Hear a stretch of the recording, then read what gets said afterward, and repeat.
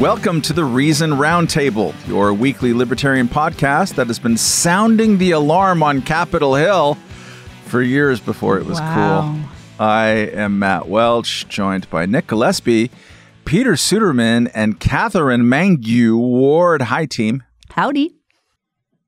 Happy Monday. Hey, Matt. You guys have no idea out there in listener land yet how great Katherine and Peter look there in our spanking new Reason DC offices. I say spanking because of the connotations of S&M, but no, it looks really great. And I look forward to us all being able to see each other in the wider world. It's very exciting. I didn't have ad-libbing this on the top of my bingo card, but you just got so excited to see our faces. You couldn't stop yourself. I did. It's the gray background. Bad. It's very nice. And people love to hear about stuff they can't see. Yeah. Can you back up a little bit, Matt? You're kind of, in a mad as hell and I can't take it anymore mode. The answer is no. Let's go into the podcast that you tuned in to listen to. The federal government, to the surprise of many, is still open for business on this fine Monday here on the East Coast of the United States. For that, we have to thank and or blame the so-called Bakersfield Comet. House Speaker Kevin McCarthy on Saturday, he insisted that someone has to be an adult in the room. He then faced down the rebels in his own GOP caucus and brought a stopgap 45-day continuing resolution and time-delayed Nick Gillespie laugh to the House floor, where it quickly passed with Democratic help and was signed into law by President Joseph Robinette Biden II. The measure did not include $6 billion worth of aid to besieged Ukraine. For those counting at home, that's the 133rd continuing resolution enacted over the past quarter century. Heck of a job, everyone. The leader of the Shut It All Down rebels, Florida Congressman Matt Gaetz, shot back that, quote, "We are at this point because Kevin McCarthy made multiple contradictory promises about the budget top line to different groups of people," end quote. And he vowed to try and depose McCarthy from the speaker's chair beginning as soon as today. We'll see about that. GOP Congressman Don Bacon, apparently his real name, from Nebraska, countered that. And please do cover the ears. This is such a bad simulation. It's like at least whoever is running this thing put some time into it. They got the camera angles well. Don Bacon, cover your ears. Fred Young and other people who have delicate sensibilities said, quote, "We're tired of fucking around with these whack jobs." Same. So the can now has officially been kicked to November 15th with the stopgap spending rate. I guess that's the top line, the same as it has been throughout fiscal year 2023, which is now otherwise in our rearview mirror. Suderman, the whack jobs predictably have not been getting much favorable press. Is there a way to squint at these shenanigans and say, well, at least the Matt Gaetzes of the world have been trying to pass, and actually did pass on the House side, some appropriations bills the old-fashioned way, and may yet pull something off in the next 6 weeks? Well, I don't know about the next 6 weeks, but I think the way we got here was that Kevin McCarthy simply decided not to do the thing that he promised he would do. Right? When he was running for speaker earlier this year, he faced opposition from a group of holdouts, including Matt Gaetz, probably somewhere in the range of 10 or 20 people. It was fluid at the time, hard to know exactly how many, but a group of holdouts. And in order to win the speaker, to win the speaker job, which he did after something like 17 votes, he basically made two commitments. One was to pass a budget through regular order. That's all the dozen spending bills. We're going to pass each one of them, and we're going to do it before October 1st. So that definitely didn't happen. And two was to hold spending down. And that also hasn't happened, at least not yet, because the appropriations bills haven't been passed. And so this was, in a lot of ways, a dereliction of duty. It is being portrayed as something heroic, as like, oh, look, Kevin McCarthy, finally, he's the adult, right? He's the one who is working across the aisle. Yes, he's working across the aisle. You can totally understand the politics of this. But I think there really are two sides to this story. One is, on the politics, Kevin McCarthy really does have a point, and it is probably true that Republicans would have done worse in a bunch of ways by letting the government shut down. Certainly Kevin McCarthy would have done worse. On the other hand, Kevin McCarthy promised to get this stuff done by October 1st, and he just didn't. And he's also been extremely cagey with the top line spending numbers. We just don't know where they are heading at this point this year. And so I don't know how this resolves, but I do know that Kevin McCarthy is somebody who went back on his promises and didn't deliver on what he said he was going to do in order to get this job. I think if Kevin McCarthy is the adult in the room, you're in the wrong room, Matt Welch. Wouldn't be the first time. Didn't see that coming, huh? That one, Mike Pence sent me. Are you sure it wasn't Chris Christie? Like the minute-long Yeah, I don't know. Those guys are really, they're not America's Got Talent. That's more than watch-outs. I want to just insert this because it's been eating me alive since whenever we did the like those little worm things in Star Trek Wrath of Khan. Stop. Old person lines. And I can't believe that I forgot when Alan Simpson referred to Snoopy Poop Pants and the Enema Man when he was talking about, and he was like, they're listening to Snoopy Poop Dog and the Enema Man while walking on their pants backwards with their baseball caps on.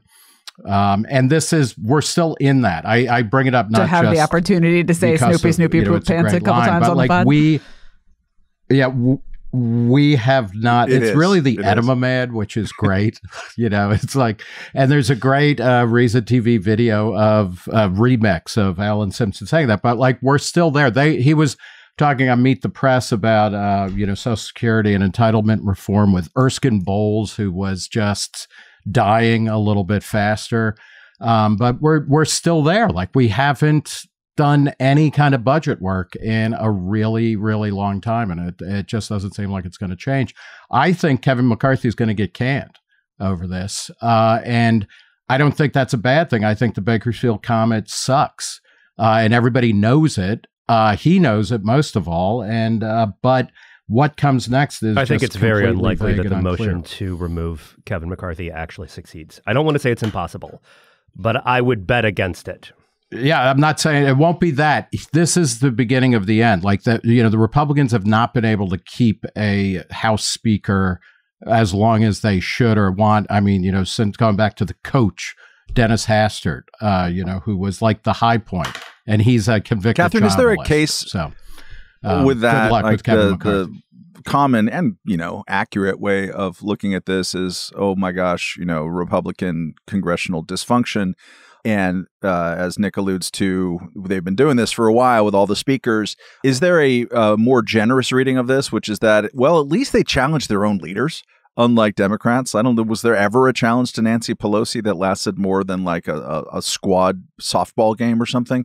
Like there's something healthy maybe about that dysfunction, especially when you have a bunch of people being called nihilists. And I know you're a nihilist. So doesn't it make you want to root for Matt Gaetz despite his haircut? I was with you on that question up until you said the phrase, doesn't that make you want to root for Matt Gaetz? And now I feel torn again. No, I mean, I suppose like a rebellion on the other side of the aisle looks like it's very high school, right? We're pulling fire alarms to get out of stuff. So I guess there's that. His defense was something like, I thought it was a water fountain and I was thirsty. No, you know what? I'm a little bit of an apologist. I do feel like he was trying to do the thing where you like get the handicap door to go or something, and he just screwed up. I actually think that's probably what happened. But no, the whack jobs are right. Like, the whack jobs are right. I'm sorry that they're giving Kevin McCarthy a headache, and they're not right about everything. But it is right that we should do a normal budget process. It is right that we should debate these things and not do it all in a rush in a continuing resolution. Those positions are correct. And yeah, it is heartening that there's at least some contingent on the Hill that wants to fight for that stuff. We've talked on this podcast about how in years past, there was usually like a couple of folks on the Hill that we'd be like, oh, those guys are doing the right thing, even if we don't agree with them on everything. Even if we don't agree with them on everything part has gotten bigger with this crew, but I still do think they were right to try and extract concessions from leadership to do a normal budget process, and they would be right to continue to fight. They're right on the budget process and on total spending levels, but not on immigration and the border, which is the other big issue up for debate, as part of this. Let's use that as a segue, Peter Suderman. Thank you very much for that. We alluded previously to the GOP debate last Wednesday in Simi Valley. Not Simi Valley, people. It's Simi Valley. I don't want to go whole Nevada, Oregon on you, but come on now. Over at the Reagan Library, I think the presidential candidates ranked between 2nd and 8th in the polls were the ones who participated in it, talking about industrial policy and social media and Vivek Ramaswamy's red Chinese holdings. One thing they all seem to agree about, per Suderman, was how America needs to use everything just short of, I think, nuclear arsenal to attack fentanyl at our southern border. Former U.S. ambassador to the United Nations and current KMW heartthrob Nikki Haley proposed stopping all normal trade relations with China until they stop killing Americans with fentanyl poison. Ramaswamy suggested enacting a federal ban on social media for teenagers because non sequiturs are fun. And Florida Governor Ron DeSantis, Meatball Ron, attempted to break Senator J.D. Vance's land speed record for shortest verbal distance between the words Ukraine, fentanyl, and southern border. Katherine, we have here at Reason, published under your editorial leadership, published a bunch of post-debate debunkery on all things fentanyl related. Are libertarians kind of actuallying ourselves to death here? We're talking like huge numbers of ODs, huge numbers of people massing at the southern border. People very upset about this. Isn't this all the world libertarians wanted? And if so, isn't there blood on your terribly long hands? Yeah. The reaction that I had during the debate was that it was one of these things where they just had all the keywords and it was like this race to say them as quickly as possible. Like they were playing a secret drinking game or something. My voice is my passport. Yeah. Verify me. It was a reboot of the Sneakers voice activation plot for sure. And the passcode in this case was Ukraine, Mexico, fentanyl. Yeah. So the fentanyl poisonings and overdoses situation is very real. And I think it would be a true moron to say, no, it's totally fine. There is nothing to see here at all. However, the desperate desire to make everything about everything is misguided. And, having a different immigration policy and having a different policy with respect to our involvement in the war in Ukraine would be almost perfectly irrelevant, I think, to the fentanyl deaths that we are looking at and trying to figure out how to deal with. This is partially because fentanyl comes from a bunch of places. It is not only coming across the border from Mexico, being held. Did we all see the video of the mother crawling under the barbed wire with her baby? Like, that lady's not bringing the fentanyl. We can just... But that baby was later tested by Matt Welch, not Matt Welch. It was 99% pure fentanyl. And so I think it's just so easy. It should be a very easy thing to disaggregate whatever is going on with that woman, where it is so urgent to her that she will literally crawl under barbed wire with a baby to come here. And the fact that, yes, a bunch of Americans are dying, often being poisoned. And this is a Jacob Sullum point, which I really think you can't make enough. There are people who are ODing on fentanyl, but there are also people who are trying to take something else and being poisoned. And that is the result of a black market. And those are yet still two different things from how much should we be involved in the war in Ukraine. You do not help anything by jumbling all those words together and then maybe also blaming neoliberals while you're at it. Nick, you spend time in both the harm reduction community and also the harm production community. In fact, that's about right, or at least the street casualty. It's a good name for a podcast. The harm production community in New York City. How come those two tastes don't seem to be tasting great together? Why isn't harm reduction translating, or why does it feel like it's not translating all that great in American cities right now? Yeah, that's an excellent question, especially because in places like New York State, as well as Kentucky and whatnot, there are, real serious attempts to implement harm reduction as the kind of governing mentality of the drug war and of helping people. And, you know, all harm reduction is about is ultimately is recognizing that prohibition generally exacerbates a lot of problems. And like what you should be doing is trying to reduce the overall amount of harm to society and to individuals, and it both people who use and people who end up, being victimized by bad laws who don't do any drugs or anything like that. I think it's because we're in a presidential season and a prolonged moral panic. So, you know, Katherine is right that it was like, you know, somebody was saying, you know, China, fentanyl, Mexico, immigrants. The next person was immigrants, Mexico. They were like trying to find the right combination that would open up the ability to become the Republican nominee just by chanting these 4 words or whatever in separate sequences. It's a big, big problem. I think what needs to happen is that libertarians need to keep disaggregating these different issues.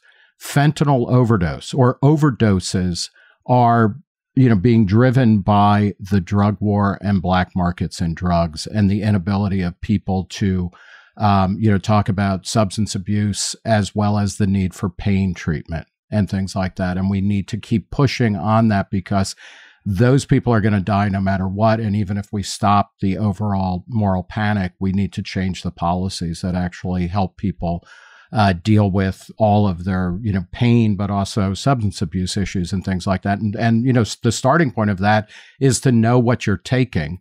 The better way to create a better market in drugs is by legalizing more things and stopping demonizing things. We all know this. And what is interesting is that the state level, at least, and sometimes with federal funding, more states are starting to move in that direction. So I think that's a good thing. I think, you know, it isn't just random that, you know, Republican nominees or would-be presidential candidates are fixating on Mexico. You know, that's scary. Immigrants, they believe that that is scary, particularly illegal ones. Drugs coming from China, you know, they are in a desperate bid to kind of, bump up to the second or first position. And so they're going to keep hitting that. But it has virtually nothing to do with reality. It's also kind of weird that they're treating, like, let's do a war on a drug like a novel public policy proposal. Like, they're like, oh, hey, I have an idea. Like, we should... like, stop this drug from coming into our country. That's an idea that we could try. And it's like, where have you been? We can't do that. We failed at that. They believe because, you know, weed is, of course, not federally recognized, but is essentially legal in most parts of the country. And there's been this surge towards plant-based psychedelics and whatnot. People, you know, mistakenly think the drug war is over. And it's like, you know, we haven't even begun the wind down. So that confusion, I mean, I think it's intentional on the part of politicians, but it is something that needs to be dispelled at every moment. And I think the same thing with the immigration issues. There are issues at the southern border. The other big issue in immigration in America is that we don't have enough immigrants. We don't have enough, and particularly high-skilled or people who are trying to come in through legal means. And we're only going to have more illegals if we don't fix the immigration A lot situation. of Republicans and conservatives also believe that pot legalization has been a failure and that it is something that we should try to roll back. The best moment in the GOP debate, which we will hopefully have time to talk more about a little bit later, was an advertisement for me. It was an advertisement that tried to make Joe Biden look soft on the border, and he's actually enriching the Mexican cartels. And it's like a guy with a cowboy hat in like Arizona or something. And he's doing this by making menthols illegal. And I was like, yes, we finally got a anti-prohibition moment on a GOP debate, making an important and, essentially correct point. Do Republicans think like menthol cigarettes repel Mexicans or something?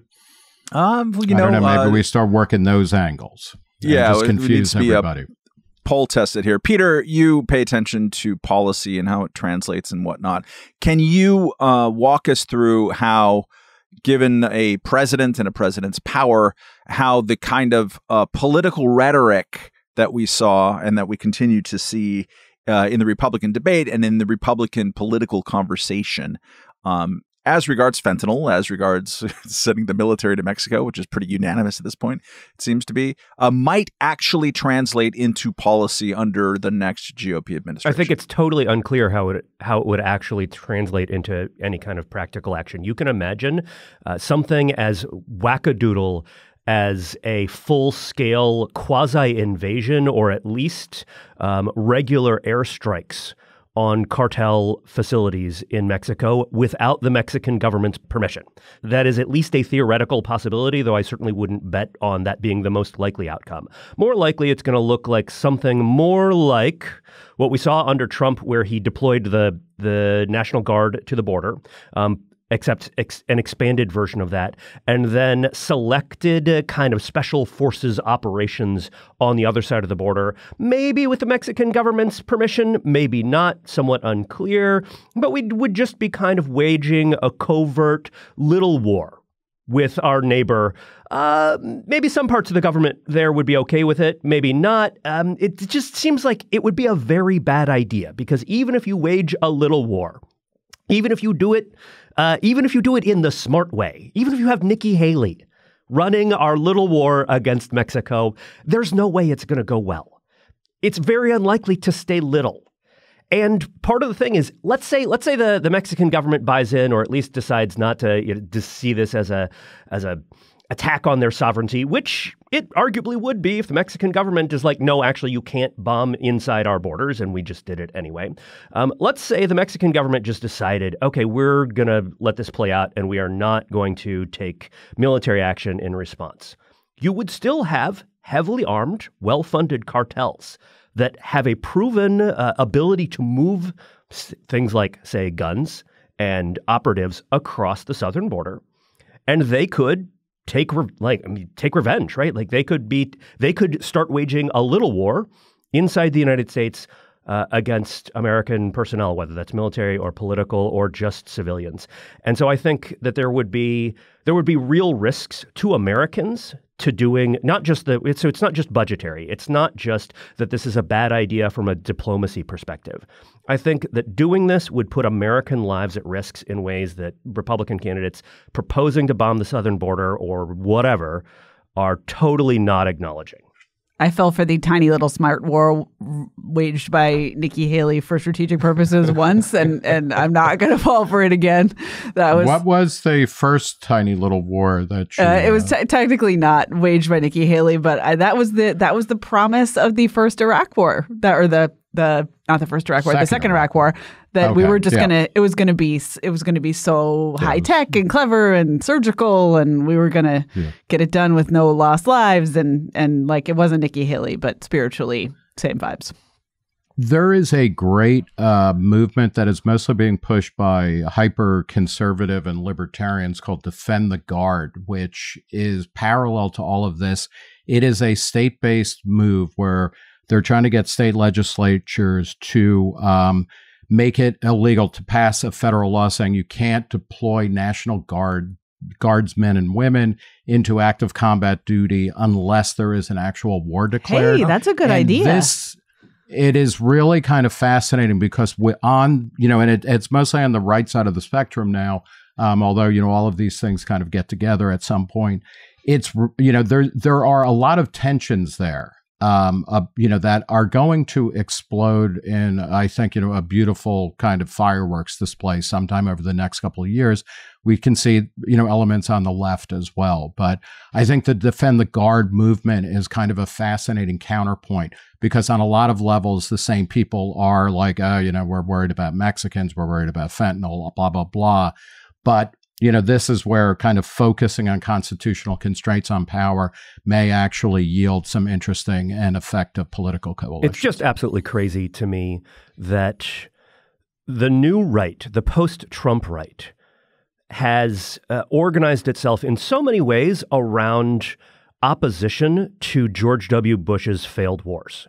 And the idea that American interventionism just went way too far, that the neocons, were just way too war happy, way too interested in bombing everywhere else in the world. And then also that same new right, the most consensus position that they have is, but we should also bomb Mexico to stop the fentanyl. let's just keep zipping on through. Topic here. Why not? That's what happens when you don't have advertisements in your podcast. So, we talked about the GOP debate last week. Let's each grab a participant in a consensual-ish way and to talk about his or her performance or lack thereof. Katherine, why don't you start us off? Yeah, I'll go back to my gal Nikki Haley, since that's what we're talking about this whole podcast a little bit. I did not feel like she was on her game in the same way, either from just a straight up debate performance perspective or from a saying libertarian stuff perspective.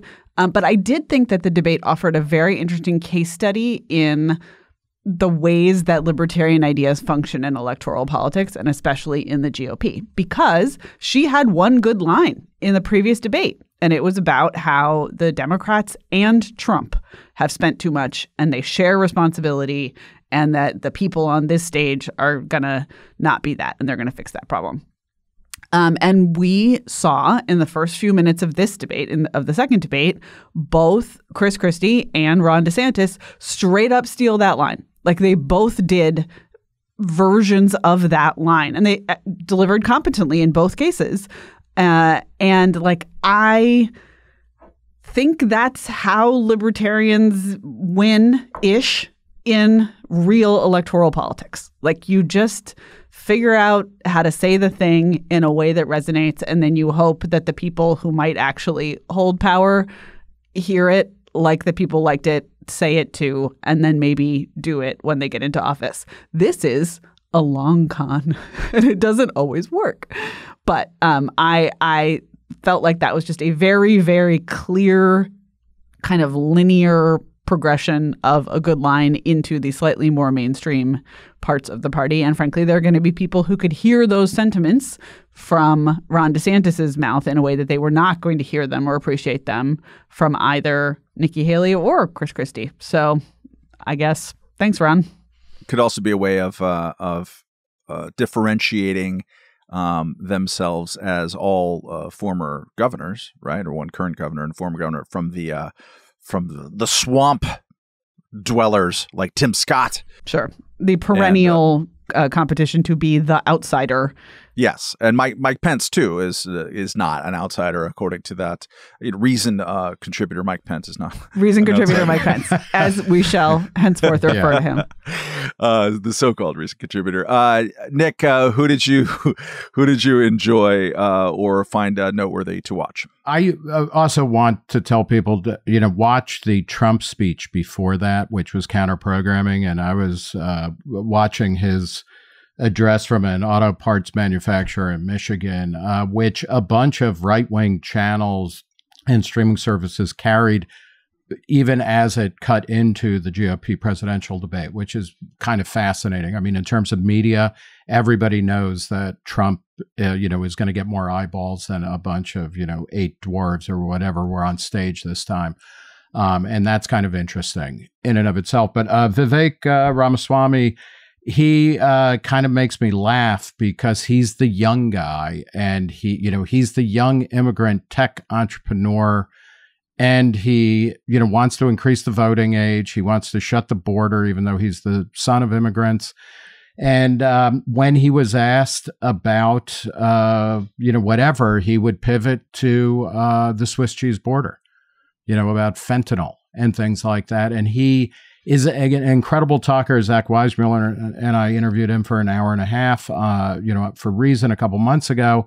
He won't give straight answers to anything other than how great America is and how great it should be again. When we asked him about cutting spending, he immediately talked about growing our way out of, having to do anything about entitlements or runaway spending. When you ask him about Ukraine, he'll talk about something else, et cetera. And so I found that particularly annoying, since he seems to be running for the Commerce Secretary slot in Trump's second administration. I like how he was trying to put on a kinder, gentler face in this debate, since he was such a jerk last time around, and everyone obviously had the knives out, especially Nikki Haley. Whatever fight that is, I love it, and I want all of it and more. But he has this sort of faux humility moment of like, hey, some people think that I'm a bit of a know-it-all. I don't know everything. And then like 3 minutes later, it's like, let me tell you why every interpretation of the 14th Amendment for the last 150 years is incorrect, and I only have the truth, which is that it is allowing us to, expel the children of legal immigrants or illegal immigrants who were born on American soil, etc. Just great. No notes. Perfect. Suderman, what did you notice of interest? Well, we learned how long Mike Pence has been sleeping with a teacher, and the exact price of Nikki Haley's diplomatic residence window dressing. That was really just incredibly. I learned so much. They weren't hers. Obama paid for those. That's right. Come on. She was very clear about that. Barack Hussein Obama, I think. But since we are talking about GOP candidate Mad Libs, here's one for you from Ron DeSantis. I will use the Justice Department to bring civil rights cases against all of those left-wing Soros-funded prosecutors. That's good, right? Like you just won the crossword puzzle with that one. There was, I know we're not supposed to tell tales out of Slack, but there were several different Slack channels that were operating somewhat in parallel internally during that debate. And on all of them, someone was like, wait, is that a thing? Like in this very like... Oh, it's definitely Greek chorus kind of way. I mean, it's a thing that people are saying. It's not really a thing that he can or should This do. is a shibboleth amongst the right now, and their argument is that if it weren't for George Soros-funded left-wing prosecutors, everything would be great in terms of crime in American cities, and all of the disorder that people are mad about is just caused by George Soros and progressive prosecutors. And DeSantis has actually taken action against some prosecutors in Florida, including suspending Monique Worrell, the Orlando area state attorney. And then, of course, this went to the courts, and a judge ruled that DeSantis had violated the First Amendment in suspending Worrell. It is pretty ironic that DeSantis is doing all of this under the pretense of being the law and order guy. And in order to be the law and order guy, it involves violating the Constitution. I think you're pointing to a paradox here, Peter Suderman, if I'm not mistaken. The thing I noticed, Nick kind of alluded to it, Trump wasn't there.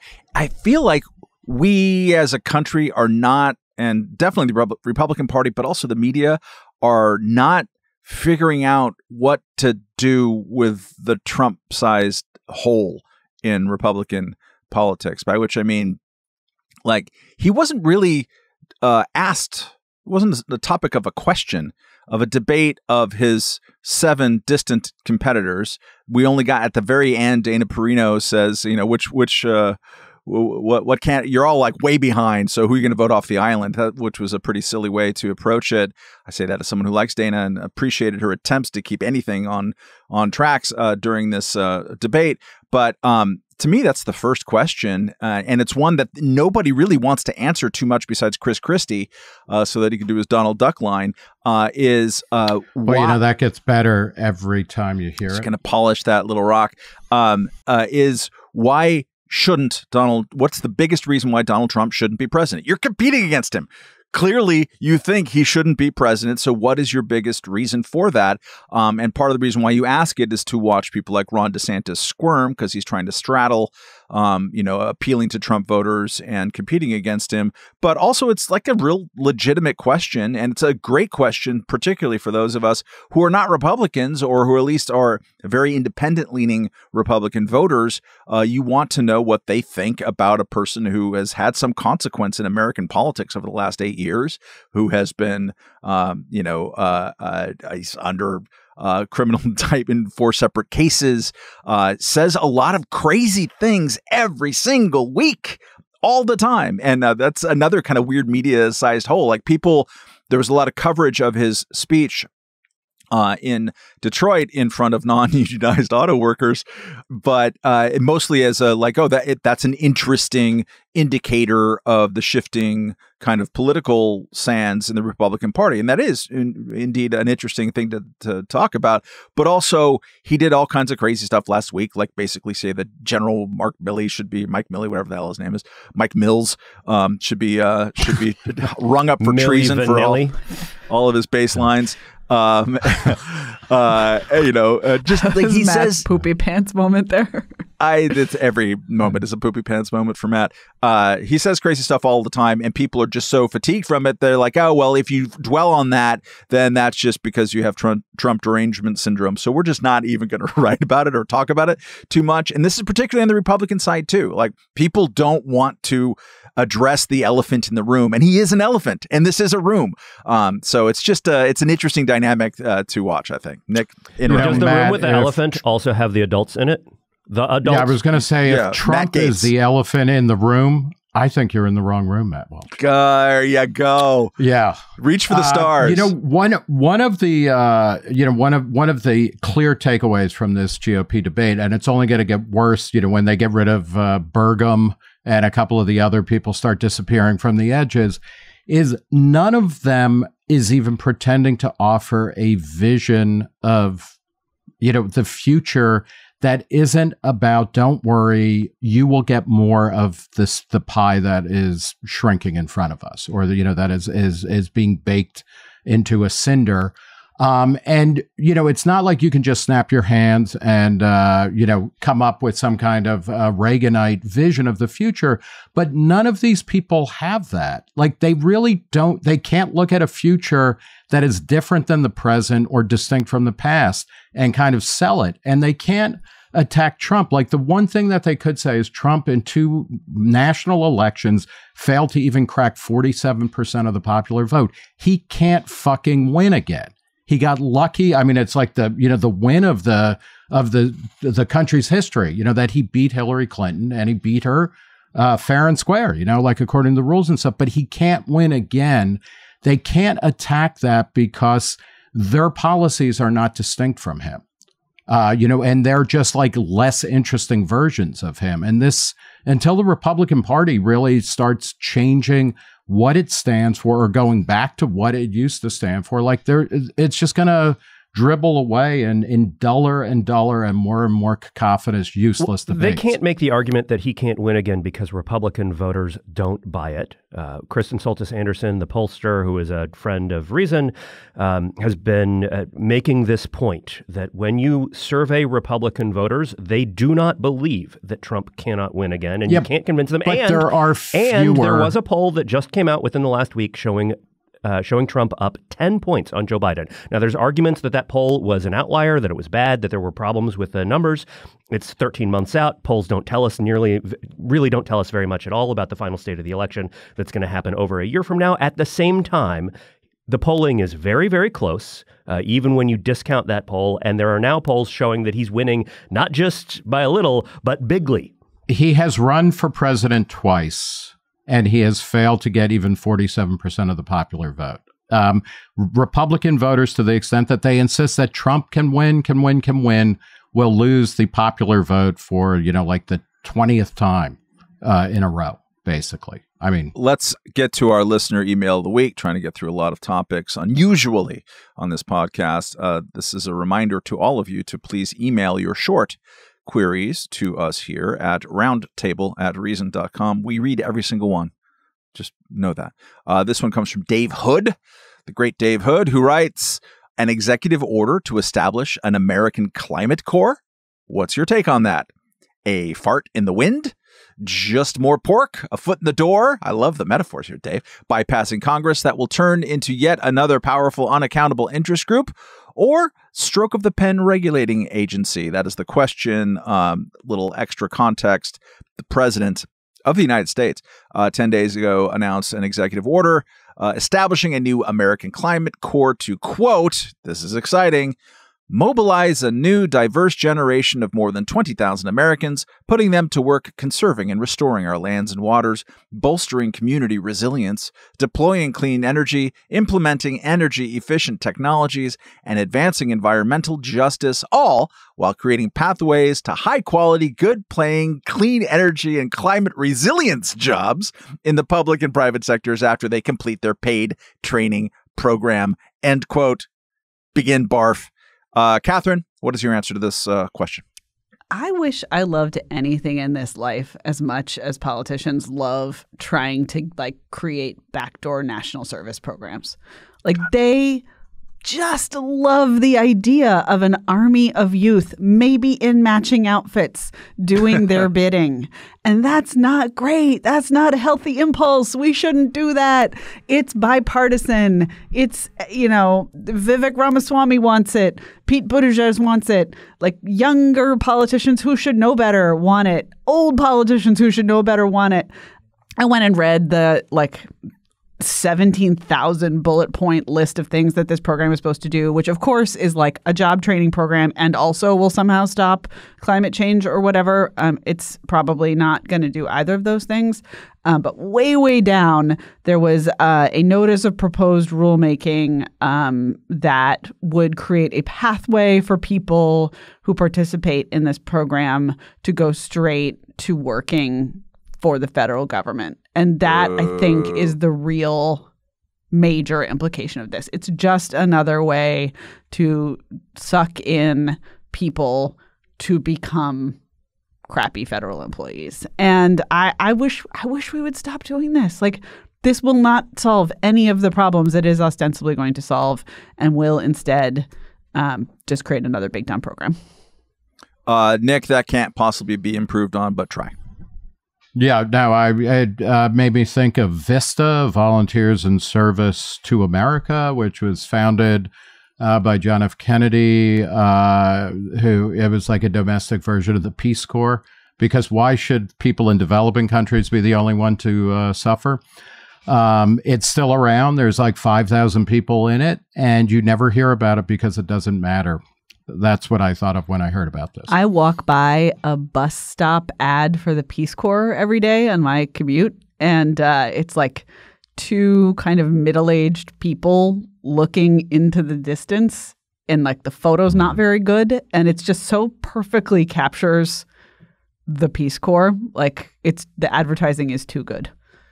I mean, without the Peace Corps, how are our recent college graduates going to learn how to play ultimate frisbee? The guitar. And the guitar. Oh, my heart bleeds. Peter, what say you? Do you think they play the guitar, or is it more like, it feels like a drum circle vibe to me? Like the Peace Corps is everywhere. Situation? The Peace Corps is in so many places. There are so many. Maybe it's a zither scenario. Depends on where you are. That horrible drum circle over close to where you people live? Mm-hmm. In Malcolm X Park. Yes. In Malcolm X Park. That is the world's biggest Peace Corps contingent in the United States of drum circle participants. Peter, continue. This sounds like an expensive make-work program for a bunch of goody two-shoes progressive youths, and it's a bad idea.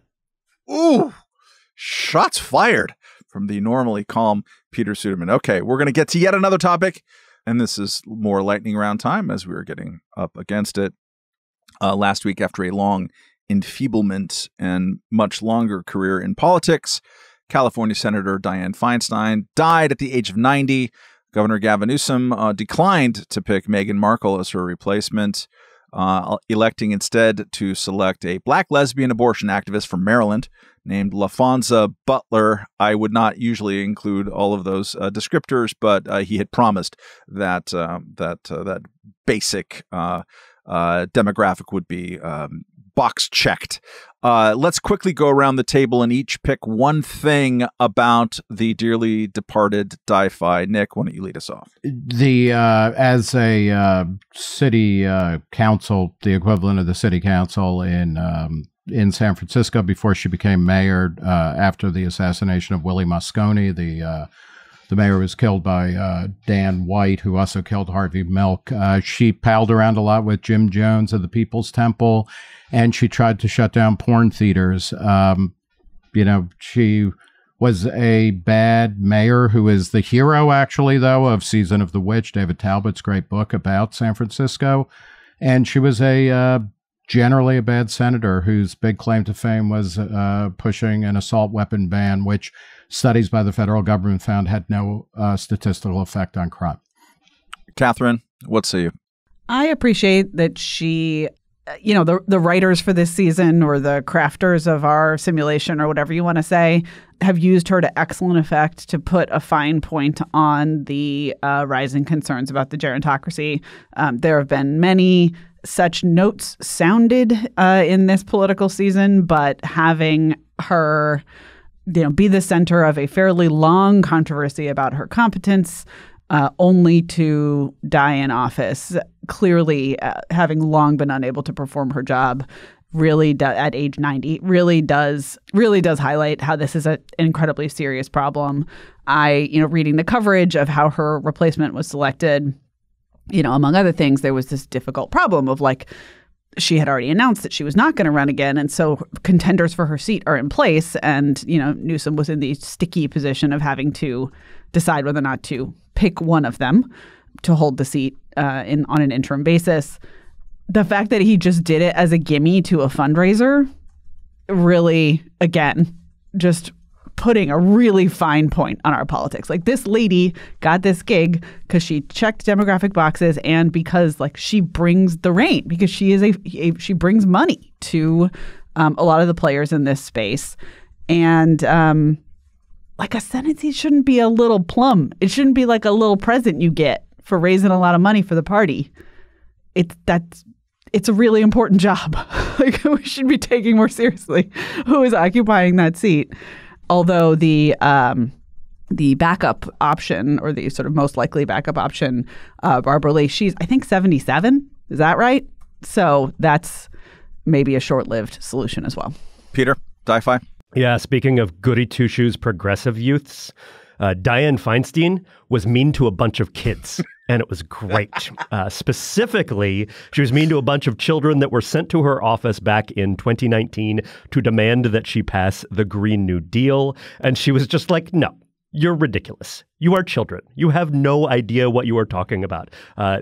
There's a video of this where you can see her just dismissing this band of really sort of cute looking, kind of earnest climate change activist children. And she's just like, there's reasons why I can't. For example, there's no way to pay for it. And also, I don't agree with what the resolution says.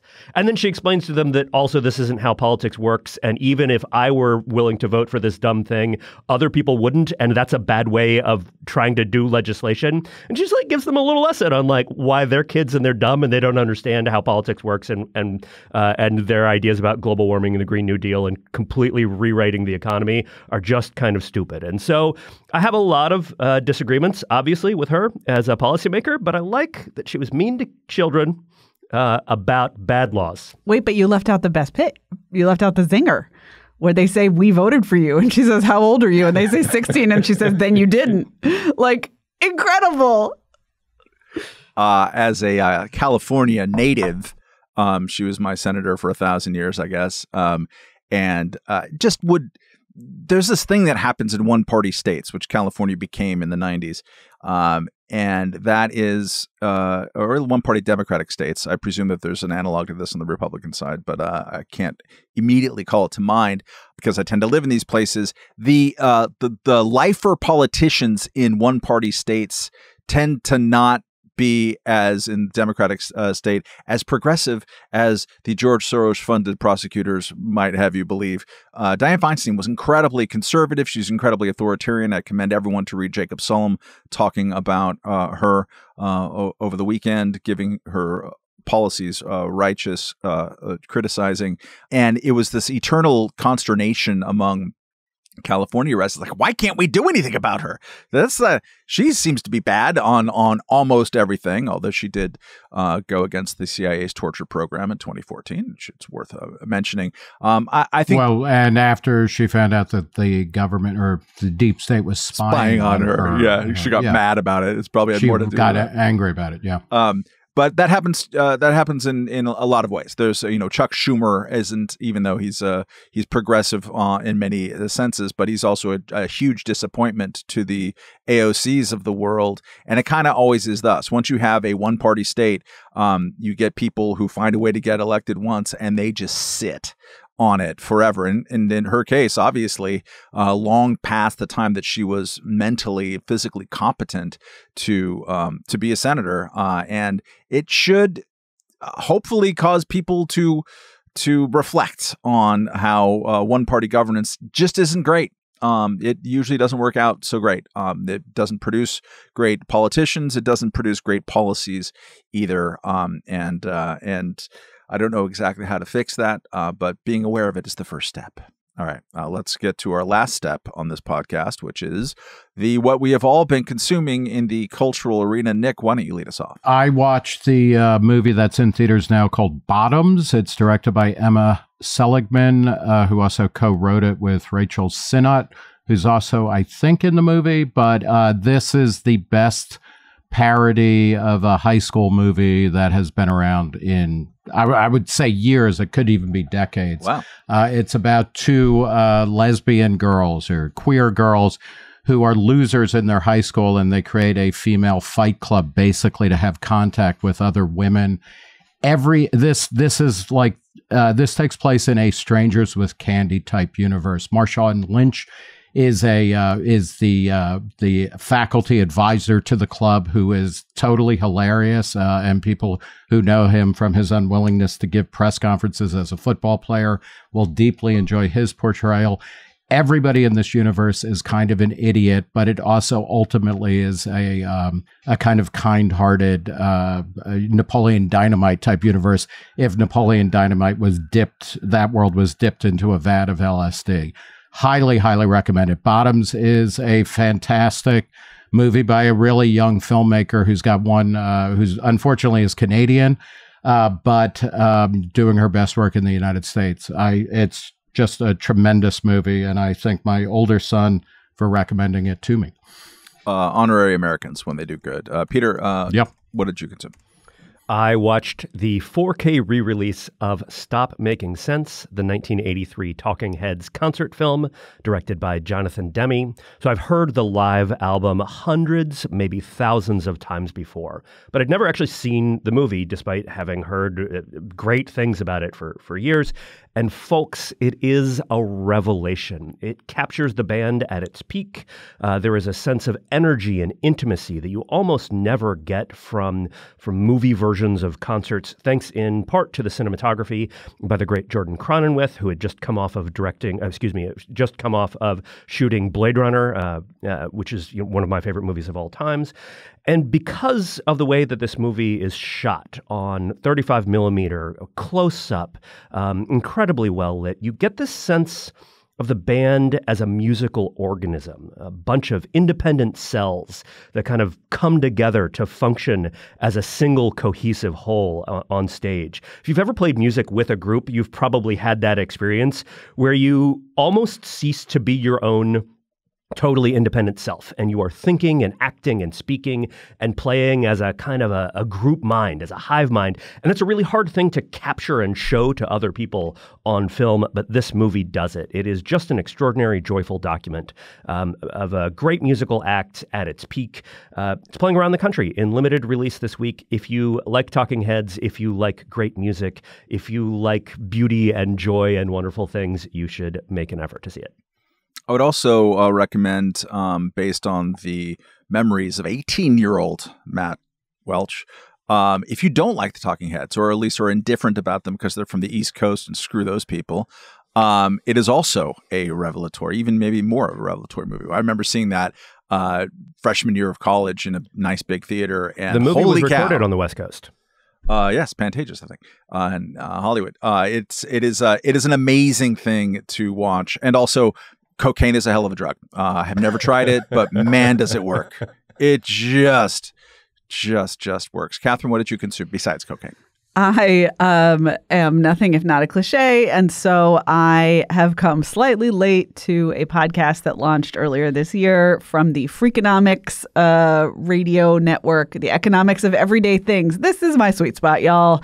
It's a little podcast. It's short. It's 22 minutes or 15 minutes or something, and it takes an object and it explains the whole world based on that object. It's good. This week's episode was about pizza boxes. Did you ever wonder things about pizza boxes? You could listen to this episode, and Zachary Crockett will explain all about them to you. If you're interested in pizza, you might also stay tuned for a Reason magazine feature by Peter Suderman about pizza in the next issue. I don't want to spoil it, but it will be controversial. Other good episodes include Girl Scout cookies and also what goes into vending machines.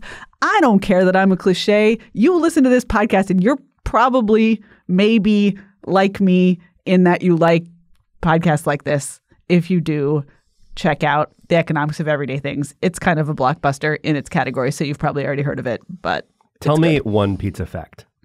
Pizza box fact. A good fact is that you actually can recycle greasy pizza boxes, despite the myth that they are not recyclable, up to 7 times. What does that mean? You can recycle it up to 7 times? You can put another pizza in it 7 times? No, that cardboard can be recycled 7 times. Like, are there people who say you can't? Because I've been putting my cardboard pizza boxes in the recycling box. Absolutely, a thing that people tell each other is you can't recycle pizza boxes because they're greasy. Nick, I don't know about you, but when I hear controversial pizza feature, I just presume that Suderman's going to be objectively pro, what was it, Noids? Oh, yeah. He doesn't try to avoid the Noid. He embraces the Noid, Matt Welch. Sorry for schnorkeling on the microphone. Yeah, I have no idea what you're talking about, which is normal. Was the Domino's pizza anti-spokesman. The Noid was a claymation figure who would attack your pizza on the delivery route home, so it was ruined by the time you ate it. And most famously, in 1992, made an appearance at a George H.W. Bush campaign event where the former or future one-term president was shaking hands with the Domino's Pizza Noid. Did I do drugs? Yep. Mm-hmm. In the womb. Flashbacks all the way down. This is sadly my piece does not mention the Noid, but it's a defense of Hungry Howie's garlic crust. And he would try to jackhammer his way into the Domino's pizza box, which was, a quantum leap better than the shitty floppy pizza boxes with a little jackhammer. Matt. Did you go out as the Noid for Halloween several years in a row? I continue to marvel unironically at all of the incredible amounts of absolute cultural detritus that live in Nick Gillespie's brain and available for total recall at all times. It's a marvelous thing. It should be studied by science. In this house, we believe in the science of understanding Nick Gillespie's brain because it is You impossible. brought up the Noid, not me. I know, but you had the 1992 campaign appearance. Yeah. It's just sitting there. I was like unconfident that Noid was correct and that it was my own drug Maybe flashback. That was the difference maker. Forget H. Ross Perot. It was the appearance with the Noid.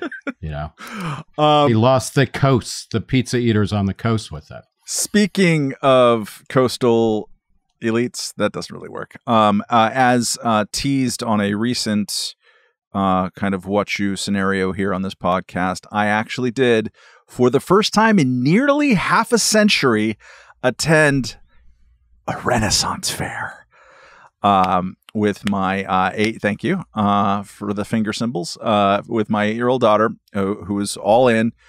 She's been all about the Lord of the Rings and whatnot. If you haven't ever been to a Renaissance fair, but also if you haven't been since you were a kid and you were a kid a long time ago, it is so strange. It's so weird.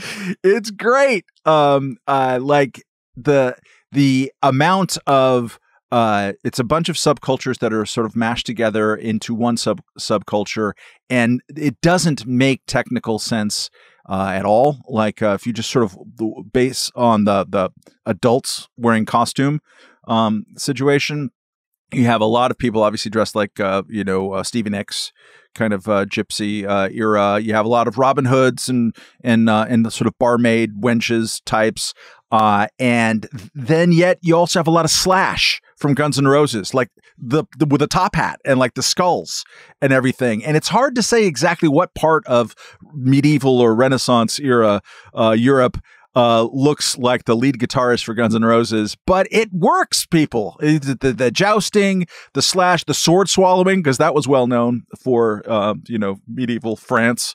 A lot of sword swallowing went down there, to the falconry, and everyone's just addressing you, my lords, my liege. the guy is like showing you his buzzard. So, my lord, it's like, why do you have to do the my lord's thing? You're just showing me a goddamn bird. It's just great. My daughter loved it. Did you have mead, Matt Welch? I did not, because I was driving. Speaking of which, so I went the Renaissance Fair in New York, in Orange County, and adjacent to Tuxedo Park, Nick Gillespie, 40 miles from where I'm sitting here right now. It was the parking situation there apparently was designed by the same artist who brought us the Washington, D.C. Union Station taxi drop-off, and also the LAX horseshoe. By open masochists who want to crush everyone's dreams in a car. If whatever time they tell you to get there on your little Google robot or whatever, add double it, because the last mile, it will take you an hour and a half. It is so wretchedly horrible. But yeah, they have a permanent kind of a settlement there, in sort of nice in the woods. And everything. It's really great and lovely, and it will end next weekend, and it's nice out here. So if you're in the tri-state area, Nick, I recommend going early. But yeah, mead and 3 hours in a car don't really work out too well. Do you have a turkey leg? The line was too long. I wanted to. It looked great. Instead, did you get a hot dog instead? I got. I don't know why we're so focused on what Matt consumed. Because I'm in funnel cake. I got a medieval funnel cake. I got a medieval fully loaded quesadilla. None of it makes sense, is what I'm saying, and it's fantastic. No, but it's delightful. It's delightful, and just so many bodices. Catherine, I don't know what's going on, how many bodices there have to be in this world, but there's never enough, Matt. People want to wear ripped? bodices. My eyes are up. I'm like having, Matt's very respectful. I'm a respectful person. Anyways, Renaissance Fair, crazy, just Americana at its greatest, like a mashup of carny culture and whatever, the swords and sandals, Game of Thrones. Who knows? I'm not sure anyone else does. But it's steampunk. It's beautiful. My family went last year, and my son went dressed as a dragon from Minecraft, and was universally hailed to be clearly on point and on brand for the Renaissance Fair culture. Great. So that's if you want to try mead at home, you can always make your own. Yeah. It's just a fermented honey water with a bunch of fruit. You're a fermented honey water with a bunch of fruit. I don't know what that means. Thank you. That was like the distilled essence of a bat. Yeah. Please stop. Okay. Pence-worthy. Time to end the podcast. I just want to say about that Pence thing, the sleeping with a teacher thing. A lot of people decided to get mad at Chris Christie for saying Joe Biden's been sleeping with a teachers union member for 38 years, or actually his was longer, 1,000 years. But Biden says that all the time. Yeah, Biden says that all the time. You can't be mad. All the time. Like, you can be mad at Chris Christie for a lot of things, including that Donald Duck joke, but like, you can't be mad for that line. You can be mad at Mike Pence 10 minutes later, apropos of nothing, looking off in the distance and reminding us that he sleeps with women. That's just not right. It's wrong. With woman. Thank you. One. Mother. Yeah. Okay, we're going to stop this. Thanks for listening. We'll catch you next week. We have a lot of podcasts, or at least a couple. Go to reason.com/podcasts for it. We have a lot of events, including New York City, including with Nick Gillespie, prominently featured. Nick, this is your time to say something about those things. We've got 3 events in October coming up. Go to reason.com/events to check them out. There is something for everyone. One of them may be a Renaissance Fair.